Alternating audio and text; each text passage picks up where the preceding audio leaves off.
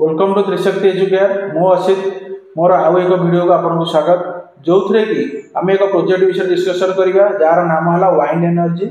एटा एक green energy गोटे part जो थे कि आम टर्बाइन रखी